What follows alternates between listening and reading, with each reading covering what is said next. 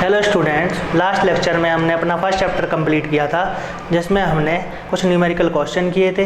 अब इस लेक्चर में हम अपना नया चैप्टर स्टार्ट करेंगे जिसका नाम है इलेक्ट्रिक पोटेंशियल और इलेक्ट्रिक कैपेसिटेंस या इलेक्ट्रिक कैपेसिटी। सबसे पहले हम जान लेते हैं अपना फर्स्ट पोर्शन जो है इस चैप्टर का, वो है इलेक्ट्रिक पोटेंशियल। इलेक्ट्रिक पोटेंशियल क्या होता है? लास्ट क्लास यानी कि 11th क्लास में हमने ग्रेविटेशनल पोटेंशियल के बारे में पढ़ा हुआ है। अब उसी से रिलेट करके हम यहाँ पे इलेक्ट्रिक पोटेंशियल के बारे में जानेंगे। देखते हैं, जहाँ पर हमारे पास मान ले रहे कि कोई चार्ज है प्लस क्यू चार्ज। क्या है? Plus Q charge. और ये रखा हुआ है हमारे पॉइंट ओ पर। ओ पे का कोई चार्ज रखा हुआ है और ये कोई पॉइंट है ए, और पॉइंट ओ से पॉइंट ए तक की डिस्टेंस मान ले रहे हैं हम x। कितनी डिस्टेंस है? x, या फिर r मान ले रहे हैं कि r डिस्टेंस पर कोई पॉइंट a रखा हुआ है ना। अब यहाँ पर हम देखते हैं कि इसी के पॉइंट में पास कोई पॉइंट मान ले रहा है b, तो इसकी स्मॉल डिस्टेंस कितनी हो जाएगी? dx हो जाएगा, क्योंकि पूरी डिस्टेंस कितनी है हमारे पास? x या r मानो जहाँ पर, तो स्मॉल डिस्टेंस कितनी हो जाएगी? dx। अब हम देखते हैं कि इलेक्ट्रिक पोटेंशियल को हम किस तरीके से डिफाइन कर सकते हैं और इसका पर हम जनरल मीनिंग भी समझेंगे। जहाँ पर ग्रेविटेशनल पोटेंशियल क्या होता था कि किसी भी मास बॉडी को इनफाइनाइट से ग्रेविटेशनल फील्ड तक लाने में जितना वर्क डन होता था उसको हम कहते थे हमारी ग्रेविटेशनल पोटेंशियल। इसी प्रकार मान ले रहा है कि कोई चार्ज जो है, टेस्ट चार्ज जैसे कहेंगे क्यू नॉट चार्ज, ये इन्फिनिटी पे प्रेजेंट है, इन्फिनिटी पे प्रेजेंट है। अब इन्फिनिटी मतलब कोई लॉन्ग डिस्टेंस पता नहीं कितनी दूरी पर प्रेजेंट है। अब इनफाइनाइट डिस्टेंस से किसी यूनिट चार्ज यानी टेस्ट चार्ज को ग्रेविटेशनल फील्ड तक लाने में, इलेक्ट्रिक फील्ड तक लाने में जितना वर्क डन होगा उस वर्क डन को ही हम इलेक्ट्रिक पोटेंशियल कहेंगे। सेम जैसा कि ग्रेविटेशनल पोटेंशियल हमने 11th क्लास में पढ़ा हुआ था कि किसी इनफाइनाइट से किसी मास बॉडी को, यूनिट मास को, इनफाइनाइट से किसी यूनिट मास को ग्रेविटेशनल फील्ड तक लाने में जितना अपन वर्क करते थे उसको क्या कहते हैं? Gravitational potential. इसी प्रकार किसी यूनिट चार्ज को इनफाइनाइट से, किसी टेस्ट चार्ज को, यूनिट चार्ज को इनफाइनाइट से इलेक्ट्रिक फील्ड के किसी पॉइंट तक लाने में जितना वर्क करते हैं उसे हम कहते हैं इलेक्ट्रिक पोटेंशियल। देखें, इसको हम डिफाइन कर सकते हैं, the work done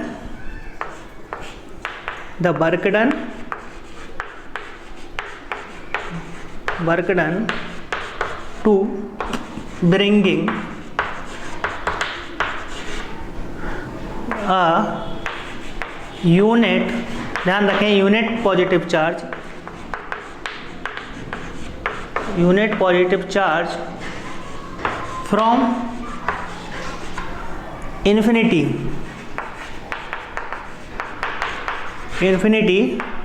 to a electric field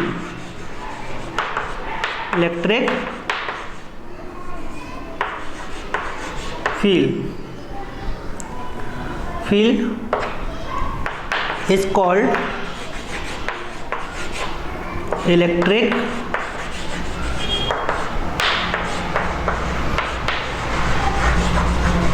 potential. इसका इलेक्ट्रिक पोटेंशियल के इनफाइनाइट पे या इन्फिनिटी पर कोई टेस्ट चार्ज रखा हुआ है और इन्फिनिटी से टेस्ट चार्ज को या यूनिट पॉजिटिव चार्ज को इलेक्ट्रिक फील्ड के किसी पॉइंट तक ला रहे हैं, माने कि एक पॉइंट तक ला रहे हैं। अब जहाँ तक लाने में जितना वर्क डन होगा उसे हम क्या कहेंगे? Electric potential. इसको हम डिनोट करते हैं कैपिटल V से। तो यहाँ पर हम लिखेंगे it is denoted by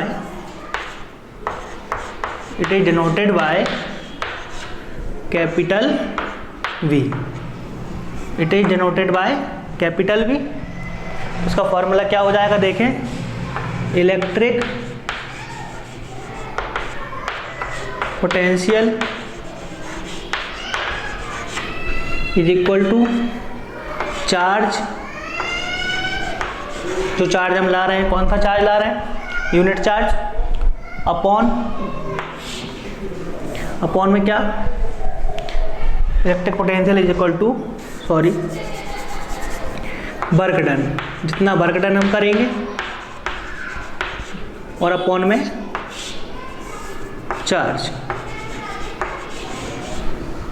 तो किसी भी यूनिट पॉजिटिव चार्ज को, इसको डिफाइन कर सकते हैं इस तरीके से कि किसी भी यूनिट चार्ज को इन्फिनिटी से इलेक्ट्रिक फील्ड के किसी पॉइंट तक लाने में जितना हम वर्क डन करते हैं उसी को हम क्या कहते हैं, या हम वर्क डन और उस चार्ज के रेशो को क्या कहते हैं, इलेक्ट्रिक पोटेंशियल। यहाँ पर वर्क डन किसी यूनिट चार्ज को इनफाइनाइट से इलेक्ट्रिक फील्ड के किसी पॉइंट तक लाने में जो वर्क डन होता है, उस वर्क डन और उस चार्ज का जो रेशो रहता है उसको हम कहते हैं इलेक्ट्रिक पोटेंशियल। इसको डिनोट करते हैं कैपिटल V से। तो V इज इक्वल टू होगा हमारे पास, देखें V is equal to work done यानी W अपॉन चार्ज क्या है Q नॉट। तो फॉर्मूला क्या आएगा हमारे पास, W अपॉन Q नॉट आएगा। अब इसके हम ऐसा यूनिट लिखेंगे, फिर से एक बार समझ लीजिए कि इलेक्ट्रिक पोटेंशियल क्या है कि किसी भी यूनिट चार्ज को, किसी भी यूनिट पॉजिटिव चार्ज को इन्फिनिटी से इलेक्ट्रिक फील्ड के किसी पॉइंट तक लाने में जितना वर्क डन किया जाता है उस वर्क डन को ही इलेक्ट्रिक पोटेंशियल कहते हैं। या हम कह सकते हैं इन्फिनिटी से किसी टेस्ट चार्ज को, किसी यूनिट पॉजिटिव चार्ज को इलेक्ट्रिक फील्ड के किसी पॉइंट तक लाने में किया गया वर्क डन और उस चार्ज के रेशियो को इलेक्ट्रिक पोटेंशियल कहते हैं। तो इसकी दो डेफिनेशन बन जाएंगी यहाँ पर। अब इसका ऐसा यूनिट क्या हो जाएगा, देखें तो यहाँ पर वर्क का ऐसा यूनिट क्या होता है, जूल, और चार्ज का क्या होता है, कूलॉम। तो जूल पर कूलॉम, जिसका एमकेएस यूनिट होगा, ऐसा ही यूनिट होगा इसका, ध्यान रखें। इसी को हम लिख लेते हैं वोल्ट। एक साइंटिस्ट हैं ई वोल्टा, उनके नाम पर ही, उनके रिस्पेक्ट में ही इलेक्ट्रिक पोटेंशियल का यूनिट दिया जाता है वोल्ट, जिसे हम केवल वी लिख सकते हैं। तो ऐसा यूनिट लिख सकते हैं, ऐसा यूनिट ऑफ इलेक्ट्रिक पोटेंशियल, ऐसा unit of electric potential is volt. CGS unit होगी स्टेट वोल्ट। जैसे चार्ज का ऐसा यूनिट क्या होता है, कूलॉम, CGS यूनिट क्या होता है, स्टेट कूलॉम। ऐसे ही इसका ऐसा यूनिट क्या होगा, वोल्ट, और CGS यूनिट होगा स्टेट वोल्ट। तो ये इसका ऐसा यूनिट है। अब इसका जनरल मीनिंग समझ लें, ये तो इसकी फिजिक्स डेफिनेशन हो गई कि पोटेंशियल होता क्या है। जहाँ पर पोटेंशियल किसी भी कंडक्टर में जो होगा वो चार्ज के फ्लो की डायरेक्शन को बताएगा। इलेक्ट्रिक पोटेंशियल किसी भी कंडक्टर में चार्ज की फ्लो की डायरेक्शन को रिप्रेजेंट करेगा यहाँ पर। तो यहाँ पर पोटेंशियल जो होता है वो दो तरह का होगा, एक होगा पॉजिटिव पोटेंशियल, एक होता है नेगेटिव पोटेंशियल।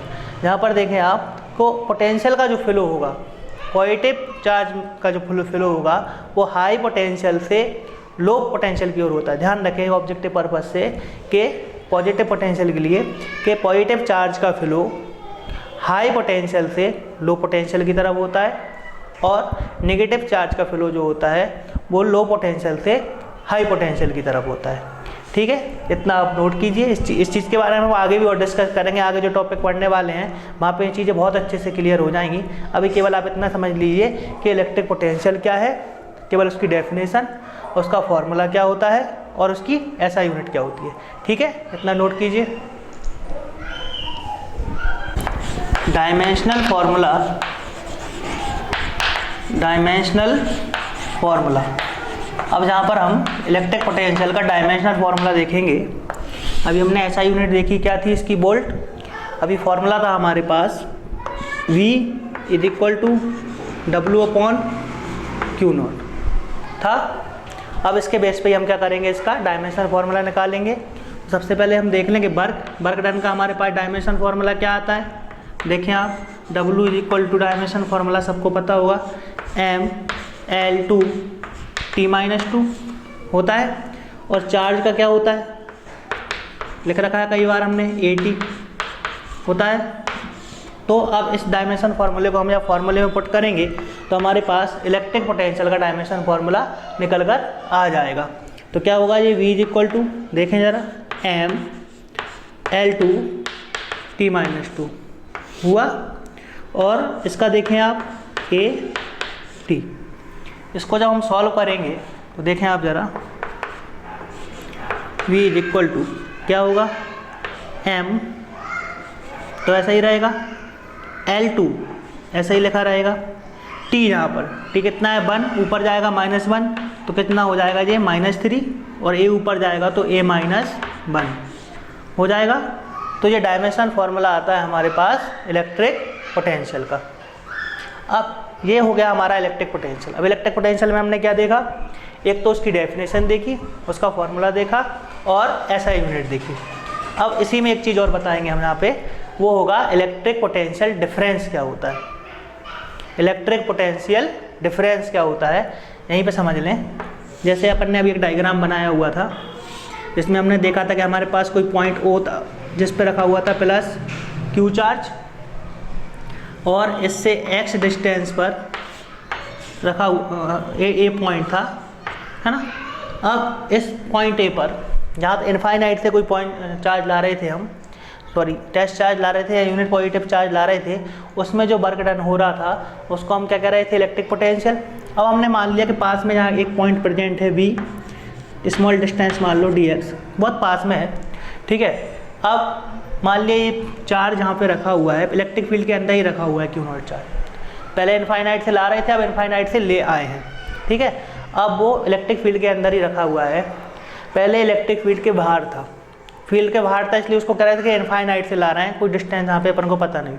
लेकिन अब ये पॉइंट जो है एक कांस्टेंट डिस्टेंस यानी कि x डिस्टेंस पर प्रेजेंट है। अब इलेक्ट्रिक फील्ड के अंदर ही यूनिट पॉजिटिव चार्ज को एक पॉइंट से दूसरे पॉइंट तक लाने में जितना हम वर्क डन करेंगे, यहाँ पर डिफरेंस समझना दोनों की डेफिनेशन में क्या होगा, वहाँ पर यूनिट पॉजिटिव चार्ज को इनफाइनाइट से ला रहे थे, जहाँ पर हम यूनिट पॉजिटिव चार्ज को इलेक्ट्रिक फील्ड के अंदर ही एक पॉइंट से अनदर पॉइंट तक, one point two another point क्या कर रहे हैं, ले जा रहे हैं। इसको हम कह रहे हैं इलेक्ट्रिक पोटेंशियल डिफरेंस। तो इसको भी डिनोट करते हैं V से। इसका फॉर्मूला भी क्या होगा, मान लिया वर्क डन कितना होगा W और चार्ज कितना ले जा रहे हैं Q नॉट। तो सेम इसका फॉर्मूला होगा, सेम इसकी ऐसा यूनिट होगी जूल पर कूलॉम, और इसी को लिखेंगे वोल्ट, और सेम इसका डायमेंशन फॉर्मूला आएगा mL2 T-3 A-1। डेफिनेशन क्या हो जाएगी, इसको लिख सकते हैं डेफिनेशन, टू ब्रिंगिंग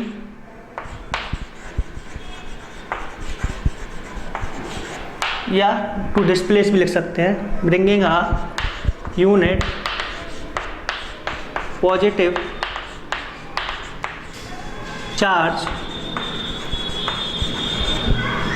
फ्रॉम, उधर इनफाइनाइट से ला रहे थे, अब यहाँ कहाँ थे, one point of electric field, point of electric field to another point to electric field. The work done, आगे लिखेंगे आप, सॉरी, the work done, ऐसे लिखना है, the work done to bringing up unit positive charge from one point of electric field to another point to electric field, another point of electric field। तो ये होगा हमारा इलेक्ट्रिक पोटेंशियल डिफरेंस। क्या कहेंगे, is called electric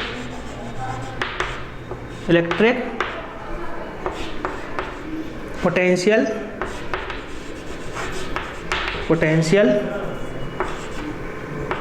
difference, electric potential difference.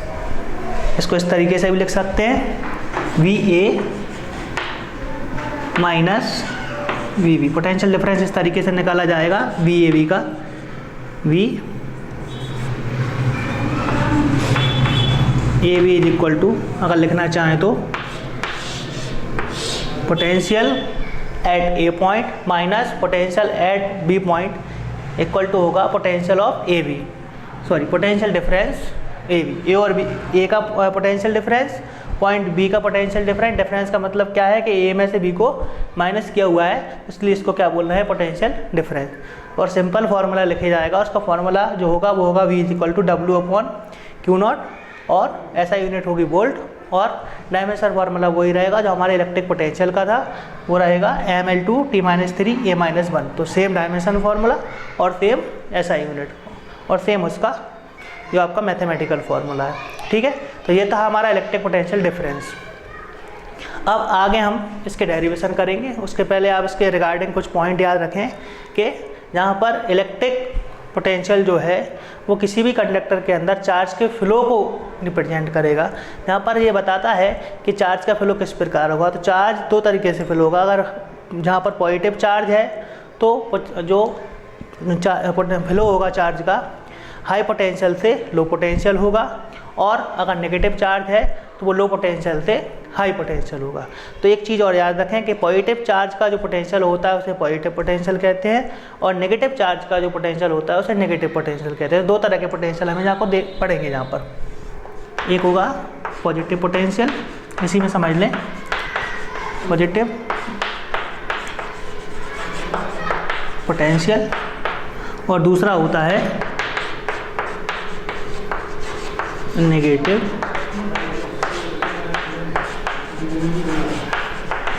Potential. Positive charge का potential positive potential और negative का negative. Infinite से किसी चीज़ को ला रहे हैं, मान लो कोई पॉजिटिव चार्ज को ला रहे हैं, यूनिट पॉजिटिव चार्ज को, और यहाँ पर भी पॉजिटिव चार्ज रखा हुआ है, तो यहाँ पर हम against the repulsion force work कर रहे हैं। अगर इलेक्ट्रोस्टैटिक्स में against the repulsive force, repulsion force के अगेंस्ट वर्क किया जाएगा तो उसका पोटेंशियल जो होगा वो पॉजिटिव पोटेंशियल होगा। और अगर यहाँ पर पॉजिटिव चार्ज की जगह पर इनफाइनाइट पे कोई नेगेटिव चार्ज रखें तो वहाँ पर चार्ज के द्वारा वर्क होगा, अट्रैक्ट करेगा चार्ज उसको, इलेक्ट्रिक फील्ड के द्वारा वर्क होगा, तो वहाँ पर जो पोटेंशियल रहेगा वो नेगेटिव पोटेंशियल रहेगा, ठीक है। तो दो तरह के पोटेंशियल होंगे, पॉजिटिव एंड नेगेटिव। और ध्यान रहे, फिर से सुन लें, इस चीज़ को लिख भी सकते हैं कि पॉजिटिव चार्ज का फ्लो हाई पोटेंशियल से लो पोटेंशियल की तरफ होता है, और नेगेटिव चार्ज का फ्लो लो पोटेंशियल से हाई पोटेंशियल की तरफ होता है। इस एक बोर्ड में आपका ऑब्जेक्टिव भी आता है कि इलेक्ट्रॉन्स किसी कंडक्टर में किस तरीके से फ्लो होते हैं। तो इलेक्ट्रॉन जो होते हैं वो लो पोटेंशियल से हाई पोटेंशियल की तरफ फ्लो होते हैं, क्योंकि इलेक्ट्रॉन जो होते हैं वो नेगेटिवली चार्ज होते हैं, ठीक है, नोट कीजिए। तो ये था हमारा सेकेंड चैप्टर का इंट्रोडक्टरी पार्ट, जिसमें हमने इलेक्ट्रिक पोटेंशियल के बारे में पढ़ा।